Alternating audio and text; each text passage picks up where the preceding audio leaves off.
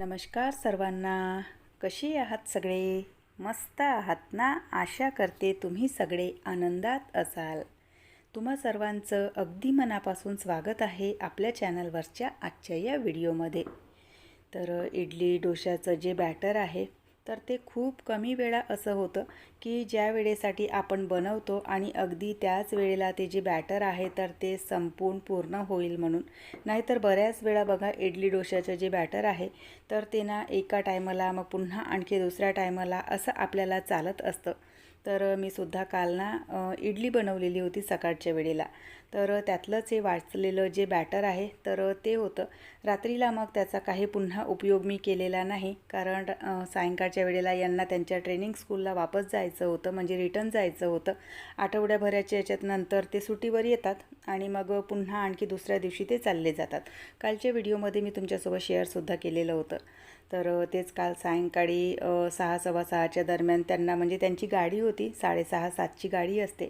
तर घरून 6 वाजताच ते जेवण करून निघतात आणि तिथे पोचायला त्यांना 12-12:30 असा वेळ होतो. म्हणजे 5 ते 6 तासाचा रन असतो. तर घरून जेवण करूनच निघतात, टिफिन काही नेत नाही. तर म्हणून मग नाश्ता बनवण्यापेक्षा मी डायरेक्ट स्वयंपाकच बनवला. म्हणजे जेवण जे असतं तर ते हॅवी असतं आणि नाश्ता कितीही नाही म्हटलं तरी म्हणजे फारसा म्हणजे काही असं पोट भरत नाही त्याच्यानी. तर त्यामुळे मी सरळ ना स्वयंपाकच बनवला. तर ते जेवण करूनच गेले, कारण रात्री 12-12:30 वाजता मग मेस वगैरे ओपन राहत नाही आणि भूक वगैरे लागली की मग पुन्हा जेवणाचे ना प्रॉब्लेमच होतात. त्यामुळे मग डायरेक्ट मी स्वयंपाकच बनवलेला होता. तर दुसऱ्या दिवशी सकाळच्या वेळेला ना त्यामध्ये बघा थोडेसे ना बारीक बारीक कट केलेले कांदे, टमाटर आणि मिरच्या, सांबार वगैरे टाकला आणि त्याचे अशा प्रकारे ना उत्तपम बनवून घेतले. कारण मग दुसऱ्या वेळेला पुन्हा आणखी इडली वगैरे ना खायचं मन करत नाही. तर त्यामुळे अशा प्रकारे यामध्ये बघा थोडेसे बारीक बारीक कांदे, टमाटर, मिरची, हिरवा सांबार छान असा बारीक बारीक कट करून घ्यायचा आणि अशा प्रकारे ना त्याचे आपण उत्तपमसुद्धा बनवू शकतो. तर छान असं दोनही बाजूने तेल टाकून खरपूस रंगावर भाजून घ्यायचं. तर छान लागतात ते खायला. तर आज ना सानूच्या शाळेमध्ये प्रॅक्टिकल होता आणि तिला ना तिच्या शाळेमध्ये जायचं आहे. तर आता सध्या तिला ना सुट्याच होत्या, तर त्यामुळे झोपून उठायला थोडासा उशीरच झाला तिला. आणि सध्या बघा म्हणजे पेपरचा अभ्यास वगैरे असं काय काय तिचं चालू आहे. तर रात्री झोपायला थोडासा उशीरच होतो, तर सकाळी उठायलासुद्धा तिला थोडासा उशीरच झाला. आणि रोजची जी तिची शाळा आहे तर ती 8:30ला घरून निघते. पण आज तिला ना 8:30ला तिच्या शाळेमध्ये पोहोचायचं होतं, म्हणजे 7:30ला घरून निघायचं होतं. तर म्हणजे झालं असं की तिची जी बस आहे तर ती तिच्याकडून चुकली आणि त्यानंतर मला तिला ना समोरच्या चौकामध्ये, म्हणजे आमच्या घरापासून 1 किलोमीटरच्या अंतरावर तो चौक आहे, तर तिथे नेऊन तिला सोडायचं होतं. पण तिथूनसुद्धा ती बस निघाली आणि त्यानंतर आम्ही ऑटोवाल्यांनासुद्धा विचारलं की दादा तुम्ही सोडून देता का? तर ते म्हणाले की आता सध्या नाही, सवाऱ्या सगळ्या बसतील त्याच्यानंतर मग सोडून देऊ म्हणून. तर झालं असं की 7:45च्या दरम्यान म्हणजे आम्ही बसस्टॉपवर पोचलेलो. तर ऑटो, बस काहीही अवेलेबल नव्हते. तर सरळ मला तिच्या शाळेमध्ये तिला नेऊन सोडावं लागलं. बरं, आता शाळा आमच्या घरापासून कमीत कमी 12-13 किलोमीटर अंतरावरती शाळा असावी. तर तितक्या लांब जाणं आणि पुन्हा येणं, त्यातल्या त्यात स्कूटीमध्ये पेट्रोल नव्हता. म्हणजे तिथपर्यंत जाऊ शकेल इतका काही पेट्रोल होता नाही. तर जाता जाता आधी पेट्रोलसुद्धा भरायचा होता. तर इतका म्हणजे प्रॉब्लेम होऊन जातो ना कधी कधी की बघा आपली थोडीशी जी अलगर्जी आहे तर त्या थोड्याशा अलगर्जीपणामुळे ना म्हणजे किती जे आपलं काम आहे तर ते वाढतं आणि बाकीच्या आपल्या सगळ्या कामांचं नियोजन बिघडतं. म्हणजे तिच्या शाळेमध्ये जाणं आणि येणं असा जो प्रवास आहे तर तो 1-1.25 तासाचा झाला माझा. कारण सकाळी सकाळी सगळे म्हणजे ऑफिसला जाणाऱ्यांची घाई वगैरे असते, ट्रॅफिक खूप असतो. तर त्यामुळे त्या जाण्या येण्यामध्येच माझा 1 तास गेला. त्यानंतर आल्या आल्या ना आधी झाडांना पाणी टाकून घेतलं, कारण ते काम जर राहिलं की त्यानंतर मग ना त्या झाडांकडे लक्ष काही राहत नाही आणि एक टाईम जरी तुम्ही झाडांना पाणी टाकलं नाही तर सगळे झाडं खराब व्हायला लागतात. काल रात्रीला भांडे काही घासलेले नव्हते. काल तुम्हाला सांगितलं होतं मी की स्टेशनवरून यांना सोडून आल्याच्या नंतर ना खूप असं थकल्यासारखं वाटत होतं आणि दिवसभर काय ना काय माझं काल चालूच होतं. त्यामुळे रात्रीचे भांडे काही घासलेले नव्हते. तर तुम्ही बघू शकत असाल इतके सारे भांडे होते ते. म्हणजे कधी कधी खरंच ना भांडे आणि कपडे असं वाटतं की यामध्येच ना आपलं अख्खं आयुष्य निघून जाते. म्हणजे इतके सगळे भांडे निघतात आणि त्यांना ना स्वच्छ करताच होते. एक टाईम जरी आपण भांडे घासले नाही, दुसऱ्या टायमाला ना भांड्यांची जी बास्केट आहे तर ती इतकी ओव्हरलोड होते, तर त्यांना घासून बाहेर पाणी निथरण्यासाठी ठेवलं. आणि त्यातच पुन्हा आणखी किट्टूची फरमाईश होती की मला ना कटिंग इडली टिफिनवर न्यायची आहे म्हणून. बरं, आता एकीसाठी बघा उत्तपम बनवले आणि दुसरीसाठी इथे मी त्याच बॅटरची ना कटिंग इडली बनवायला घेतली. जेव्हाही मी इडली बनवते तर त्यावेळेला ना किट्टूला अशा प्रकारे, म्हणजे यामध्ये मी सगळं जे मटेरियल आहे ते घातलेलं, कांदा, मिरची, टमाटर, कोथिंबीर. पण तिला ना जी प्लेन इडली असते तर त्याच्याच ना अशा प्रकारे ना कटिंग इडल्या तिला खूप आवडतात.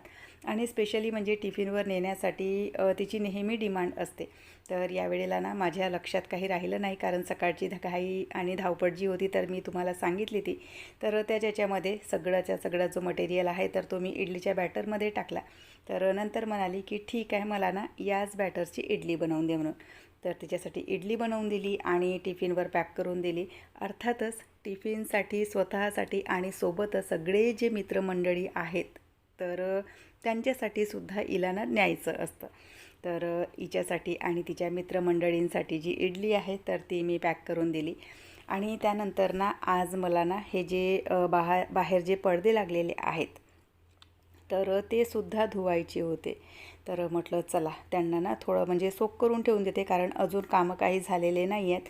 तर कामं आटोपेपर्यंत हे जे पडदे आहेत आणि हा जो टेडी आहे त्याची अवस्था ना इतकी खराब झालेली आहे.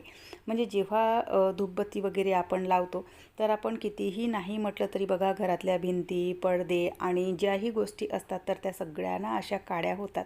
सध्याच्या याच्यात तर मी धूपबत्ती लावणंच बंद केलेलं आहे, कारण आत्ताच थोड्या दिवसाच्या आधीच ना आम्ही पेंटिंग केलेली आणि हलका हलका म्हणजे जो काळपटपणा आहे भिंतीवर तर तो दिसायला लागला. सोबतच जे पडदे आहे, टेडी वगैरे आहे तर इतके काळे होतात ते. तर म्हणून सध्याच्या याच्यामध्ये तरी धूपबत्ती लावणं ना मी खूप कमी केलेलं. जवळपास ना नाहीच्या बरोबरच आता मी सध्या धूपबत्ती लावते. तर सगळे जे पडदे आहेत तर ते सोक केले आणि पाणी बघू शकत असाल तुम्ही, इतका घाण पाणी निघालेला. आणि सोबतच हा जो टेडी आहे तर हा सुद्धा मला धुवायचा होता. आणि त्याला धुण्यासाठी ना म्हणजे इतका विचार येतो. एकतर तो इतका मोठा आहे तर त्याला सोक करण्यासाठी ना खूप मोठं असं भांडं हवं असतं. तर एकतर तेही नाही आणि वरून बघू शकत असाल की इतका मोठा टब मी घेतलेला पण त्यामध्ये तो काही व्यवस्थित बसत नव्हता. इतका मोठा तो टेडी आहे आणि कमीत कमी त्याला ना 12-13 वर्ष झालेले असतील. म्हणजे सानूला वाढदिवसाला आम्ही तो गिफ्ट केलेला होता आणि त्यावेळेला 1000-1200 काही अशा म्हणजे तो आलेला. तर तेव्हापासनं तिच्या बेडवर ना तो टेडी नेहमी ठेवलेला असतो. तर खूप काळाकुट्ट झाला होता तो. तर म्हटलं चला अवघड का होईना पण हे जे काम आहे तर ते आटोपणे खूप गरजेचे आहे, कारण खूप असा काळाकुट्ट तो झालेला आणि बघायलाही चांगला दिसत नव्हता. आणि म्हणजे एक ना त्याला पाहून ना वेगळंच कसं तरी वाटत होतं की हा केव्हा स्वच्छ होतो आणि केव्हा नाही. म्हटलं अवघड जरी असलं तरी त्याला मी आज स्वच्छ करूनच ठेवणार म्हणून. तर जे पडदे होते तर ते हातानेच वॉश करून घेतले, कारण मशीनमध्ये त्याचे ना आयलेट वगैरे निघतात. नाहीतर मग त्यांचे जे आयलेट आहे तर ते बघा सगळे असे एका दोरीने ना बांधून घेतले की व्यवस्थित पडतं. पण म्हटलं पुन्हा आणखी जराशेच पडदे आहेत आणि पुन्हा त्यांना बांधण्यासाठी दोरी वगैरे शोधत बसा. आणि लाईटचीही ये जा सतत चालू होती, तर त्यामुळे मग मी त्यांना हातानेच इथे वॉश करायला घेतले. आणि त्यानंतर हा जो टेडी आहे तर त्यालासुद्धा धुवायला घेतलं. तुम्ही बघू शकत असाल की त्याला धुतानीसुद्धा ना म्हणजे इतका प्रॉब्लेम गेलेला धुवायला.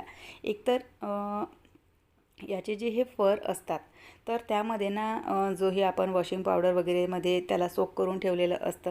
सोबतच ना जे इजीचं लिक्विड असतं तर ते मी वापरलं, कारण अशा प्रकारचे जे उलनचे कपडे किंवा उलनचं जे सामान असतं म्हणजे हे फरचं वगैरे जे काही सामान असतं तर त्यासाठी ना इजी वगैरे वापरला की त्याचे जे फर आहेत तर ते फारसे तेवढे काही खराब होत नाहीत त्यामुळे.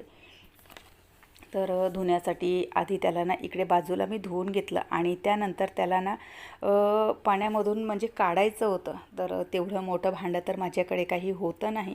तर अशा प्रकारे त्याला ना इथे हा कपडे धुण्याचा दगड आहे छोटासा एक, कारण मला ना म्हणजे बाथरूममध्ये फारसे असे ब्रश वगैरे मारून कपडे धुता येत नाही, कारण सर्वायकलचा त्रास आहे मला. तर त्यामुळे खूप असे म्हणजे ब्रश वगैरे मारून काही धुता येत नाही. तर धुतल्याच्या नंतर बघू शकत असाल जो टेडी आहे ना तर तो म्हणजे त्याला वाळवून घेतलं मी आणि सायंकाळच्या वेळेला त्याला ना इथे जमवून घेतलं. इतका छान दिसत होता धुतल्याच्या नंतर. म्हणजे त्याला ना खूप दिवसाचा ना मी त्याचा जो रंग आहे तर तो असा अगदी मळकट रंग बघून होती. आणि सुकल्याच्या नंतर ना खरंच असं वाटत होतं की किती छान दिसते रे बाबा तू. तर चला, त्यानंतर ना आज ना पूजेचे भांडेसुद्धा स्वच्छ करायचे होते. पण आज माझ्या कामाचं जे नियोजन आहे तर ते सगळं बिघडलं. तर आजसुद्धा हे जे पूजेचे भांडे आहे तर ते मी काही स्वच्छ केलेले नाही. नाहीतर प्रत्येक वेळेला म्हणजे सोमवारची जी देवपूजा आहे तर ती देवपूजेचे भांडे स्वच्छ करूनच होते. पण म्हटलं असू द्या, कुठलीही गोष्ट अगदी नियमबद्धप्रमाणे करण्यापेक्षा म्हणजे स्वतःच्या डोक्यालासुद्धा ताप होतो, आपण अगदी नियमामध्ये स्वतःला बांधतो. तर म्हटलं चला असू द्या, काही फरक पडत नाही, आज स्वच्छ झाले नाही तर उद्या करूयात म्हणून. तर चला, अशा प्रकारे माझे जे काही कामं होते, अडगळलेले का होईना पण ते जे कामं होते तर ते सगळे आटोपले. तर चला, आजचा व्हिडिओसुद्धा मी इथेच संपवते. आवडल्यास नेहमीप्रमाणे लाईक, शेअर, सबस्क्राईब करा. आपण भेटूयात नंतरच्या व्हिडिओसोबत. बाय. हर हर महादेव.